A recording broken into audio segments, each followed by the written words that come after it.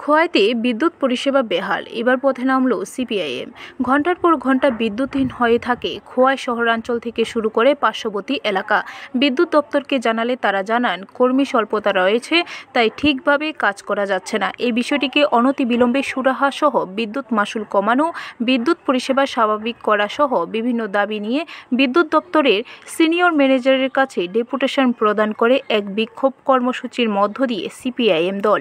এই দিন উপস্থিত ছিলেন বিধায়ক নির্মল বিশ্বাস, খোয়াই জেলা সম্পাদক পদ্মকুমার দেববর্মা, ভারতের গণতান্ত্রিক যুব ফেডারেশনের রাজ্য সভাপতি পলাশ ভৌমিক সহ অন্যান্যরা। এদের মূলত ৮ দফা দাবির ভিত্তিতে ডেপুটেশনটি প্রদান করা হয় বিদ্যুৎ দপ্তরের সিনিয়র ম্যানেজার দিবাকর নাথের নিকট। ৬ সদস্য প্রতিনিধি দল এই ডেপুটেশনটি প্রদান করে। আপনারা শুনছিলেন সারা রাজ্যের সঙ্গে আমাদের খোয়াই মহকুমাতেও বিদ্যুৎ পরিষেবা বেহাল অবস্থা। বিদ্যুৎ পরিষেবা রাজ্যের শহর থেকে গ্রাম, গ্রাম থেকে পাহাড় সর্বত্র একেবারে তলানিতে গিয়ে ঠেকেছে।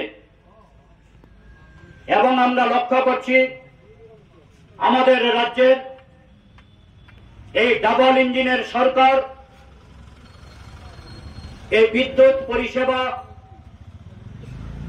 মান উন্নয়নের প্রশ্নে সেখানে কোনো ইতিবাচক ভূমিকা গ্রহণ করছেন না। দিনের পর দিন সেখানে বিদ্যুৎ পরিষেবা